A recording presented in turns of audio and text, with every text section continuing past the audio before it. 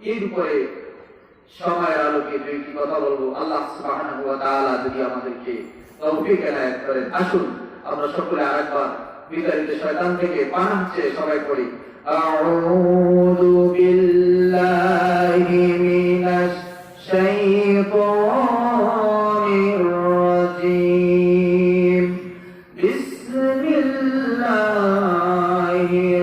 রাহমানির রাহিম ওয়াল ফাজরি ওয়া লায়ালিন আশরি ওয়াশ-শাফঈ ওয়াল ওয়াতর। সূরা ফাজর। এর আগে আপনাদেরকে যে কথাটি বোঝাতে চাই, আমরা সবাই আমাদের মহাগ্রন্থ আল কোরআনকে চিনি না? সবাই আমাদের ধর্মগ্রন্থের নাম কি? সবাই কি ধরে বলতে হবে নাম কি? যে কোরআনের দাওয়াত প্রচার করার জন্য, পাবলিসিটি করার জন্য, স্প্রেড করার জন্য যুগে যুগে আউলিয়া ইকরাম তাদের মাথার ঘাম ঝরিয়েছেন। সাহাবায়ে ইকরাম, বিশ্ব নবী তায়েফ থেকে শুরু করে উহুদ পর্যন্ত নবীর সেই অন্তকালীন জীবন সম্পর্কে সবাই জানেন। সেই আল কোরআন আজও অবধি অক্ষত অবস্থায়, অবিকল অবস্থায় লাউহে মাহফুজে যেভাবে আছে, ঠিক সেভাবে আল্লাহ তাআলা এখন পর্যন্ত জমিয়ে রেখেছেন। চিৎকার করে বলেন আল্লাহু আকবার। অন্য কোন ধর্মগ্রন্থ এভাবে কি অবিকল আছে? সবগুলো মানুষ তাদের নিজের মতো করে লিখে এক একজন এক এক করে গোত্র ভিত্তিক তাদের ধর্মগ্রন্থ তারা বানিয়ে নিয়েছে। শুধুমাত্র আল কোরআন, কেবলমাত্র আল কোরআন আল্লাহ তাআলা লাউহে মাহফুজে যেভাবে রেখেছেন, প্রথম আসমানে যেভাবে রেখেছেন, গায়ে হেরায় নবীর উপরে যেভাবে এসেছে, 23 বছর জিন্দেগিতে নবীর যতটুকু যখন প্রয়োজন যেভাবে নাযিল করেছেন, আজ 1421 বছর পরেও, 11 বছর পরেও আল্লাহ রাব্বুল আলামিন আমাদের সামনে সেই কোরআনকে সেভাবেই রেখেছেন। আলহামদুলিল্লাহ। ভাইরা আমার, এই কোরআন পৃথিবীতে আমরা মুসলমানরাই শুরু করি নাকি অন্য কেউ পড়েন? পড়েন তো? পত্র পত্রিকা খুললে দেখবেন ইংল্যান্ডের সাবেক প্রধানমন্ত্রী টনি ব্লেয়ার, তার স্ত্রী ছোট বোন ওই দেশের সুপ্রিম কোর্টের বড় নাম করা আইনজীবী। চিন্তা করলো, এত কিছু শিখছি, এত কিছু জানি, পিএইচডি করলাম, এমফিল করলাম, মুসলমানের কোরআন নিয়ে গবেষণা করি, তার ভিতরে নাকি ভুল নাই। তাহলে আমি একটু দেখি। দেখতে ভুল ধরার জন্য এসে নিজেকে এমন ভুলের মধ্যে সে পেয়ে গেল যে আমি তো মহাভুলের মধ্যে, কোরআনের ভিতরে কোনো ভুল নাই। কোরআনের সংস্পর্শে আসার কারণে আল্লাহ তাআলা তাকে মুসলমান হিসেবে কবুল করে নিয়েছেন। বলেন আলহামদুলিল্লাহ। আজকে পত্র পত্রিকা খুললে দরিদ্রকে দেখা যায় মুসলমান আরো প্রতি হারে আল্লাহ তাআলা তাদেরকে কবুল করতেছেন। আউলিয়া ইকরামের দাওয়াতের বদৌলতে, দিনী শিক্ষা প্রতিষ্ঠান করার বদৌলতে এভাবে আল্লাহ তাআলা কোরআন সমাজের বুকে সম্প্রসারণ করে দিয়েছেন, ছড়িয়ে দিয়েছেন। মানুষ এখন কোরআন বোঝা সবার জন্য আরো সহজ হয়ে গেছে। দিনী মানুষের কোরআন পড়ানো হয় না, হাদিস পড়ানো হয় না। আমাদের ছেলেরা আগে তো আমরা এইভাবে উজু নিয়ে এক করেছি, এই ঘাটের পানি ওই ঘাটে যায়, মক্কার পানি ঘাটে আয়, আমার উজু পার পায়, এই নিয়ে চলছে না? কত রকম সেরকম নাই। শাহ সফির সাদ আহমদ রহমাতুল্লাহ আলাইহি এর কিংবদন্তি প্রচেষ্টায়, শাহ আবু জাফর মাসাল রহমাতুল্লাহ আলাইহি ঐকান্তিক প্রচেষ্টায় বর্তমান মুজাদ্দিদ জামানের ঘাম ঝরানো বিচিত্র রাত্রি যাপনের কারণে সারা বাংলাদেশে অসংখ্য দ্বীনি মারকাজ প্রতিষ্ঠিত হয়েছে, যার জন্য কোরআন আমাদের সম্মুখে আরো খুলে গেছে। বলি আলহামদুলিল্লাহ। কোরআন শব্দটা আমরা সবাই বুঝি, জানি, চিনি। এটা আরবি ভাষার শব্দ। আমি প্রশ্ন করলাম না, এটা কোন ভাষার শব্দ? আরবি ভাষার শব্দ। তাহলে কোরআন শব্দের অর্থ কি জানা দরকার আছে না? কোরআন তো শুনলাম, কোরআন অর্থ কি? নূরুল আনোয়ার একটি কিতাব আমাদের আলিয়া লেভেল ইন্টারমিডিয়েট আলিম ক্লাসে পড়ানো হয়। কওমি বলেন দর্শে নিজামি বলেন পাক ভারত উপমহাদেশ সহ সারা বিশ্বের বিভিন্ন ইউনিভার্সিটিতে এই কিতাবটি পড়ানো হয়। এর ভিতরে কোরআনের দুইটা অর্থ করা হয়েছে। কয়টা অর্থ? দুইটা অর্থ করা হয়েছে। এক হলো মাকরুহ, আল্লাহ যে কোরআনকে কোরআন নাম রাখছেন তার ভিতরে তিনি দুইটা চ্যালেঞ্জ দিয়ে দিয়েছেন। সুবহানাল্লাহ। কয়টা চ্যালেঞ্জ? দুইটা চ্যালেঞ্জ। আমার এই কিতাব, এই জমিনের মধ্যে আমার কিতাবের চাইতে অন্য কোন কিতাবের ভিউয়ার্স রিডার এর চাইতে বেশি হতে পারে না। সবচেয়ে বেশি পাঠক থাকবে আমার এই কিতাবে, বেশি ভিউ হবে, প্রদর্শিত হবে আমার এই কিতাব। এই জন্য কোরআনের একটা অর্থ রূহ, সবচেয়ে বেশি পঠিত যে বই তার নাম কি? আল কোরআন। সবাই বলেন তার নাম কি? ঘুমাই গেলেন নাকি? আল কোরআনের আরেকটি শব্দ অর্থ হল মাকরুন, মিলিত। এই পৃথিবীর মধ্যে যত বই লেখা হয়, প্রবন্ধ মুখবন্ধের ভিতরে লেখক লিখে দেন ভুল হতেই পারে, ভুল থাকতেই পারে, শুধরাইয়া দিবেন, বলে দিবেন, পরের বার যখন লিখবো তখন আর ভুল হবে না। রব্বুল আলামিন এই কোরআনকে সাবলীল ভাবে 30টি পারায় 7 মঞ্জিলে 114টি সূরায় সুন্দরভাবে যে বিন্যস্ত করেছেন, তামাম পৃথিবীর মানুষ অবাক হয়ে চাতক পাখির মতো তাকিয়ে আছে। এর বিন্যস্ততা, এর একটার সাথে একটা গাঁথন, গ্রন্থন, মিলিতন এরকম ভাবে আল্লাহ রাব্বুল আলামিন দিয়েছেন। যেমন হীরা জওহরাত মণিমুক্তা দ্বারা মালা গাঁথলে যেমন সৌন্দর্যমণ্ডিত হয়, তার চাইতে রব্বুল আলামিন কোরআনকে সুন্দরভাবে সৌন্দর্যমণ্ডিত করে গেঁথেছে। সেই কোরআন আমাদের সামনে। আল্লাহ তাআলা এর ভিতরে এই পৃথিবীতে আমাদের যা প্রয়োজন, ওই মাটির নিচে যা প্রয়োজন, ওখান থেকে হাসরের ময়দানে উঠে যা প্রয়োজন, সেখান থেকে জান্নাতে যা প্রয়োজন, সব কিছু আল্লাহ তাআলা এর ভিতরে লিখে দিয়েছেন। আপনারা বেজার হয়েছেন না খুশি হয়েছেন? যে না লিখে দিল কেন? খুশি হয়েছেন সবাই? তাহলে জোরে বলে আলহামদুলিল্লাহ। সব আল্লাহ তাআলা লিখে দিয়েছেন। বলতে পারেন এই কোরআন যারা পড়ে, এই কোরআন যারা দাওয়াত দেয়, কোরআনে যারা আমল করে, তাদের তো পৃথিবীতে ওরকম কোন নাম তবে আমজাদ ব্যক্তিত্ব, মাহাত্ম দেখতে পাই না। আল্লাহ রাব্বুল আলামিন আগেই বলেছি, এই সসীম দুনিয়ায় অসীম জীবনের কোন নিয়ামত তার প্রিয় বন্ধুদেরকে দিয়ে ধন্য করতে চান না।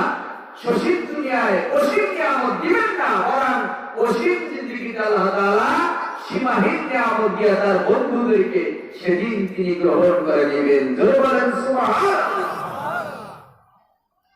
ভাইরা আমার, সূরা ফুরকান এর আগের সূরা, অনেক আগের সূরা, এর 9 নম্বর আয়াত আল্লাহ তাআলা কাফেররা যখন বিশ্ব নবীকে একটু উপহাস করতেছিল, মুসলমানদেরকে ধরে ধরে বলতেছে, নবীর সাথে বড় কি পাইলাম, সেও গরিব, তোমাদেরকেও ফকির বানিয়ে দিতেছে, তোমাদের 2 টাকা যা আছে তা চাইছে নিয়ে যেতেছে। এই নবীজি নবুয়ত পাওয়ার পরে সাহাবায়ে কেরামের কাছ থেকে বিভিন্ন সেক্টরে মাদ্রাসার জন্য, মসজিদের জন্য, জিহাদের জন্য, মানবতার জন্য, গরিব মিসকিনের জন্য দান সদকা উঠাইতে না উঠাইতে না উঠাইতে তো। যাই হোক, এই কথা বলার পরে ওই সাহাবী সে বিশ্ব নবীর কাছে বললেন যে নবী, তারা তো এভাবে বলতেছে, তোমার নবী কি আছে এমন? আল্লাহ রাব্বুল আলামিন সঙ্গে সঙ্গে বললেন, নবী শুনে রাখেন, আমি যদি চাই তাহলে পরে আপনার জন্য এমন পাওয়ার পৃথিবীটাকে গিয়ে দিতে পারি, এই পৃথিবীতে একটি জান্নাত সব সময় আপনার পিছনে পিছনে দৌড়াইবে। চিৎকার করে বলেন সুবহানাল্লাহ। আল্লাহ রাব্বুল আলামিন বলেন, তাবারাকাল্লাযী, বরকতময় আল্লাহ রাব্বুল আলামিন, ইন শাআ জাআলা লাকা জান্নাতিন, আল্লাহ চাইলে আপনার জন্য এমন জান্নাত দিতে পারেন, যেই জান্নাত যার তলদেশ দিয়ে নদী সমূহ প্রবাহিত হয়েছে। শুধু তাই না, জান্নাত না জমিনের মধ্যে যদি রব্বুল আলামিন চায়, আপনার জন্য অসংখ্য রাজপ্রাসাদ আল্লাহ তাআলা বানিয়ে দিতে পারে। আল্লাহ বলছেন, চাইলে ওয়াজআলনাকা কুসুরা, আমি আল্লাহ চাইলে আপনার অসংখ্য প্রাসাদে পৃথিবীটা বিলিয়ে দিতে পারি। আমাদের অনেক ধনীদের, অনেক বিত্ত বৈভবশালীদের বাড়ি যেমন বাংলাদেশে আছে, ভারতে আছে, সিঙ্গাপুরে আছে, একই ব্যক্তির বাড়ি লন্ডনে আছে, আমেরিকা আছে, কানাডায় আছে, জার্মানি আছে। মাঝে মাঝে দেখবেন তাদের কিছু তথ্যচিত্র ইউটিউবে চলে আসে, অমুক নেতা, অমুক শিল্পপতি এই জায়গায় বাড়ি আছে, ঘর আছে, তারা সাথ আছে। তারা মনে করে যারা ইসলামী শিক্ষায় শিক্ষিত, যারা কোরআন এবং হাদিসের আমল করে, তারা মনে হয় পৃথিবীতে নিকৃষ্ট হয়ে গেছে, ছোট হয়ে গেছে। না, সেরকম না। আল্লাহ রাব্বুল আলামিন কোরআনের সাথে যারা সম্পর্ক রাখে, ঈমানদারদের সাথে আল্লাহর সম্পর্ক হলো, ঈমানদাররা আল্লাহর বান্দা নাম, শুধু ঈমানদাররা হচ্ছে আল্লাহর বন্ধু। বলবেন না আলহামদুলিল্লাহ। সূরা বাকারা আয়াতুল কুরসির পরে আল্লাহ সুবহানাহু ওয়া তাআলা বলতেছেন, আল্লাহু ওয়ালিয়ুল লাযিনা আমানু। হে বান্দারা, কি ভেবেছো তোমরা? তোমরা শুধু আমার বান্দা না, তোমাদের ঈমানের মজবুতির কারণে আমি আল্লাহ রাব্বুল আলামিন ঘোষণা দিয়ে দিলাম, আমি আল্লাহ তোমাদের সাথে বন্ধুত্ব করেছি, তোমরা আমার বন্ধু। সুবহানাল্লাহ। ভাই আমার, এই কোরআন সবকিছু বলে বলছেন, তিবিয়ানান লিকুল্লি শাই, বিভিন্ন বিষয়ের উপরে বিভিন্ন চ্যাপ্টার ভিত্তিক আলোচনা কোরআন শরীফে আল্লাহ তাআলা করেছেন। তার থেকে আজকে যে টপিকটা আপনাদের সামনে নিয়েছি, যে চ্যাপ্টার, সেই সূরার নাম হলো সূরাতুল ফজর। বলেন সবাই, সূরার নাম কি? সূরাতুল ফজর। কোরআনুল কারীমের মধ্যে ৫ ওয়াক্ত নামাজের কথা বিভিন্ন ভাবে আল্লাহ তাআলা বলেছেন বিভিন্ন সূরায়। তবে 2 ওয়াক্ত নামাজের জন্য আল্লাহ তাআলা সূরা নাযিল করেছেন। এক হলো সালাতুল আসর, আর এক হলো সালাতুল ফজর। মূলত আসরের নামাজ আর ফজরের নামাজের উদ্দেশ্য নয় এইরূপ, একটা হলো উষা লগ্ন, আর একটা হলো গুধূলি লগ্ন। একটা হলো সূর্য উদয় লগ্ন, আর একটা হলো অস্ত লগ্ন। এই দুইটা বিষয় আল্লাহ তাআলা কোরআনুল কারীম আমাদের সামনে তুলে ধরে, আমাদেরকে তার পথে রাখার জন্য, আমাদের ঈমানকে মজবুত করার জন্য আল্লাহ তাআলা আমাদেরকে সহায়তা করেছেন। আলহামদুলিল্লাহ। আল্লাহ রাব্বুল আলামিন বলেছেন, ওয়াল ফাজর, দুনিয়ার মানুষ শুনে রাখুন, আমি রাব্বুল আলামিন সুবহে সাদিক, সূর্য উদয় যখন হয় ওই সময়ের কসম কাটলাম। কারণ কি, এর ভিতরে অনেক ব্যাপার আছে। ফজর কি আল্লাহ তাআলা কেন কসম কাটলেন? আজকের বিজ্ঞান এই তথ্য উন্মোচন করেছেন যে এই পৃথিবীতে আমরা বসবাস করি, প্রায় 800 কোটি মানুষের বসবাস, 60টি মহাদেশ, 60টি মহাসাগর। এই পৃথিবী, এই গ্রহ যেমন মহাশূন্যের ভিতরে ভাসতেছেন, আল্লাহ রাব্বুল আলামিন এই পৃথিবীর চাইতে যে সূর্যটাকে উদয় করে দিয়ে গোটা পৃথিবী আলোয় আলোকময় করে দেন, ওই সূর্যটা এরকম পৃথিবী যদি 1 নয় 2 নয় 13 লক্ষ পৃথিবীকে যদি পাশাপাশি করে রাখা হয়, সেই 13 লক্ষ পৃথিবী যদি এক জায়গায় একত্র করা হয়, আজকের বিজ্ঞান বলছেন 13 লক্ষ পৃথিবী একত্র করলে পরে সূর্যটার সমান হতে পারে। সুবহানাল্লাহ। সূর্যটা পৃথিবীর চেয়ে 13 লক্ষ গুণ বড়, সেইটা কেমনে সম্ভব হলো? এই পৃথিবী অন্ধকার হয়ে যাওয়া। এখন কি আলো আছে? এখন কি অন্ধকার? সবাই এখন কি? কেমন অন্ধকার হলো? ছোট্ট একটা জিনিসের উপরে এত বড় একটা জিনিস থাকে, ছোট্ট জিনিসটা অন্ধকার কেমন হয়? আল্লাহ তাআলা কুদরত। আল্লাহ বলেন, আমি সূর্যটাকে তোমাদের থেকে আড়াল করে দিয়ে তোমাদের উপরে অন্ধকার ঢেলে দিয়েছি যতগুলি কারণে। তার মধ্যে একটা হচ্ছে, অন্যতম কারণ হচ্ছে তোমাদের মানসিক ভারসাম্যকে ঠিক রাখার জন্য, শরীরের অবকাঠামো, শরীরের শক্তিকে ঠিক রাখার জন্য আমি আল্লাহ রাব্বুল আলামিন তোমাদের উপরে অন্ধকার দিয়ে রাত্র দিয়ে ওয়াজআলনাল লাইলা লিবাসা, রাত্র দিয়ে তোমাদেরকে আচ্ছাদিত করে দিয়েছি, আর এই রাত্র থাকার কারণে তোমাদের আরামের ঘুম হয়, সেই ঘুম তোমাদের শরীরের ক্লেশকে দূর করে দিয়ে শরীরের ভিতরে আরাম এনে দেয়। জোরে বলেন সুবহানাল্লাহ।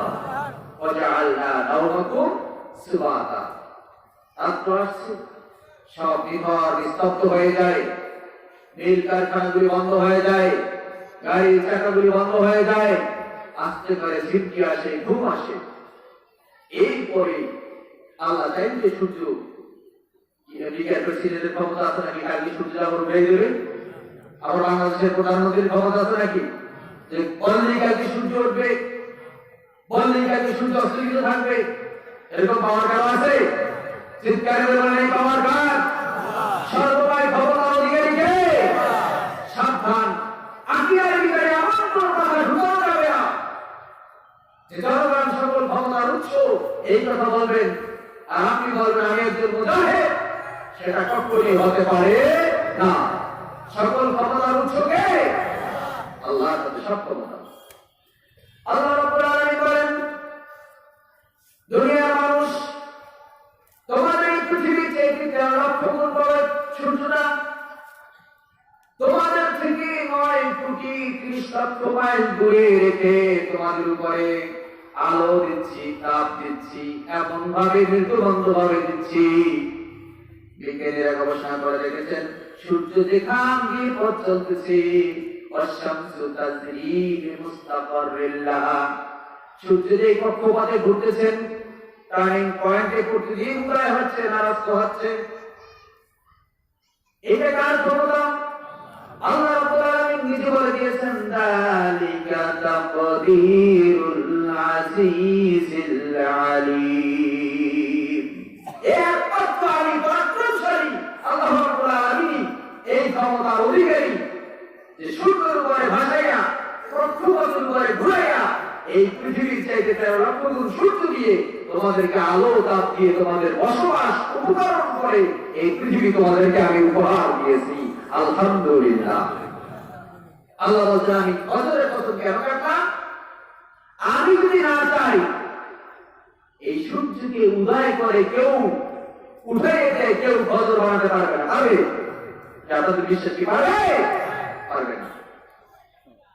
এরপর আল্লাহ তাআলা বললেন, তোমাদেরকে আমল করার জন্য, আমার নিয়ামতগুলো স্বীকার করার জন্য, আমার অপরাধগুলোকে বোঝার জন্য আমি তোমাদের মাঝে পৃথিবীতে 10টা রাত্র রেখেছি। চিৎকার করে সুবহানাল্লাহ। কয়টা তো? অনেক ভাইরা এখন বর্তমানে ইউটিউব আলোচনা করেছে, মিরাজের রাতের আলোচনার কোন ইবাদতের কোন দলিল তারা পায় না, শবে বরাতে ইবাদতের দলিল পায় না, মিলাদুন নবী ইবাদতের দলিল পায় না, তারা দলিল খুঁজে। আরে আমার আল্লাহ বলেছেন ওয়া লায়ালিন আশ, আমি 10টা রাতে শপথ করতাম। তাফসীর ইবনে কাসির করলেন, কুরতুবী করলেন, রুহুল মাআনি, রুহুল বায়ান সহ তাফসীরে মাআনিকুল কোরআন, যারা বাংলাদেশের অনেক আলেম আমাদের কাছে আছে, সেটার ভিতরে এই 10 রাত্রে কয়েকটি ভিন্ন মত, ভিন্ন বর্ণনা এসেছে। এক, এই 10টা রাত্র কোন 10 রাত? মুহররম মাসের প্রথম তারিখ থেকে শুরু করে 10ই মুহররম পর্যন্ত এই একটা বর্ণনা। বলেন আলহামদুলিল্লাহ। এই মুহররমের ফজিলত আছে না নাই? পৃথিবী আল্লাহ তাআলা কত তারিখ সৃষ্টি করেছেন? 10ই মুহররম সৃষ্টি করেছেন না? আদম আলাইহিস সালাম সৃষ্টি হয়েছেন, জান্নাত সৃষ্টি, আদম আলাইহিস সালামের দুনিয়ায় আগমন, মুসা আলাইহিস সালামের ওই ফিরআউন সম্প্রদায়ের ডুবে মারা, মুসা আলাইহিস সালামের নাজাত পাওয়া, সবকিছু 10ই মুহররম হয়েছে কি হয় নাই? আল্লাহ বলছেন ওয়া লায়ালিন আশ, এই 10 রাতের শপথ। এরপরে আবার 10 রাত জিলহজ মাসের প্রথম থেকে শুরু করে আমরা যে কুরবানি করি জিলহজের 10ম তারিখে। কয় তারিখে? 10ম তারিখে। এই 10 রাতের কসম। অধিকাংশ মুফাসসিরিনে কেরাম জিলহজের এই 10 তারিখের ব্যাপারে বলেছেন। এর আগে আমার আলাদা কোন মুহাদ্দিস, কোন মুফাসসির বলেছেন এই 10 রাত আবার অন্যভাবে। এক, পহেলা মুহররম, 10ই মুহররম, সফর মাসে হুজুর সাল্লাল্লাহু আলাইহি ওয়াসাল্লামের শেষ বুধবার আখির সাহার সভা হয়েছিল, হয়েছে না? রবিউল আউয়াল মাসের 12 রবিউল আউয়াল, ঠিক আছে তো? তারপরে রজব মাস 27 রজব রাত আছে নাই, যেই রাতে আল্লাহ তাআলা তার প্রিয় হাবিবকে মেরাজ দিলেন, আল্লাহ কি সেই রাতের কসম কাটতে পারেন না? আপনারা কি আমার কথা বুঝতেছেন? কষ্ট লাগতেছে না তো? লাইলাতুল মাস, তারপরে শবে বরাতের রাত আছে নাই, শবে কদরের রাত আছে নাই, এইভাবে করে 10টা রাত। তার 3টা বর্ণনা পাইলেন। কয় বর্ণনা? এক হলো মুহররমের প্রথম থেকে 10 পর্যন্ত রাত্র, আর হলো ভাঙা 10 রাত্র, আর হলো জিলহজ মাসের প্রথম থেকে 10 রাত্র। বলেন সুবহানাল্লাহ। তাফসীরে মাঝারির ভিতরে চমৎকার একটি ঘটনা এসেছে। হাদিস আব্দুল্লাহ ইবনে আব্বাস রাদিয়াল্লাহু তাআলা আনহু, ইকরামা, যায়েদ বিন সাবিত, মুজাহিদ রাহিমাহুল্লাহ থেকে বর্ণিত হাদিস। হাদিসটা হাসান। আল্লাহর হাবিব সাল্লাল্লাহু আলাইহি ওয়াসাল্লাম বলেছেন, আমাদের উম্মত জিলহজ মাস আসার পরে জিলহজ মাসের সম্মানে দিনের বেলা রোজা রাখবেন, রাতের বেলা 10 রাত্র পর্যন্ত রাতে একটু বেশি ইবাদত করবেন। আল্লাহ রাব্বুল আলামিন দিনের বেলার প্রত্যেকটা দিনের রোজাকে এক একটা রোজার বিনিময়ে 1 বছর রোজার সওয়াব তারা আমলনামায় দিয়ে দিবে।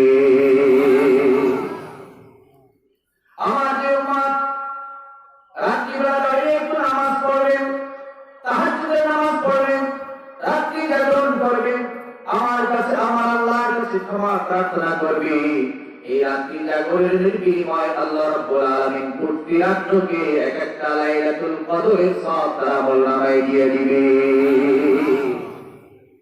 ইবাদত এই যদি আল্লাহ তাআলা আমাদেরকে সৃষ্টি করেছেন, নাকি না 5টায় এড়িয়ে যাওয়া, যে সবে বরাতের দলিল নাই, কদরের দলিল নাই, এইটার দলিল নাই, তারা লাগবে না মনে হয়। সাবধান, ধোঁকাবাজরা কিন্তু বসে নাই, তারা তাদের ধোঁকা দিয়েই যাবে। পাশাপাশি আউলিয়া ইকরাম তারাও মাথার ঘাম ফেলে দিয়ে দুয়ারে দুয়ারে গিয়ে আপনাদেরকে বুঝাচ্ছে, বাবা ওয়া ইউআদ্দিম শাআইরাল্লাহি ফাইন্নাহা মিন তাকওয়াল কুলুব। যে ব্যক্তি বিশ্বনবীর মেরাজকে সম্মান করে, মেরাজের রজনীতে আল্লাহর উদ্দেশ্যে নামাজ পড়তে পারে, নবীর উপরে দুরূদ পড়তে পারে, তাসবিহ করতে পারে, দান সাদাকা করতে পারে, রাতে আল্লাহর কাছে প্রার্থনা করতে পারে, আল্লাহ বলেন ওর অন্তরকে আমি তাকওয়া দিয়ে ভর্তি করে দিয়েছি বিধায় ও আমাকে সেটা করতে পেরেছে। সুবহানাল্লাহ। আল্লাহ বিরাসতকে সম্মান করা যেন কোনো ব্যাপার নয়, এটা কোন আল্লাহ যাকে ভালোবাসেন তিনি অপরে ইবাদত করতে পারেন, ঠিক কিনা বলেন? মিলাদ কিয়াম করেছে তোমাদের আপনাদেররা, তোমাদের মুরব্বিরা লিখে গেছেন তাদের বইতে। আজকে তোমরা বলি ইয়া নবী সাল্লাল্লাহু আলাইহি ওয়াসাল্লাম জায়েজ নাই, নাউযু বিল্লাহি মিন যালিক। মিলাদ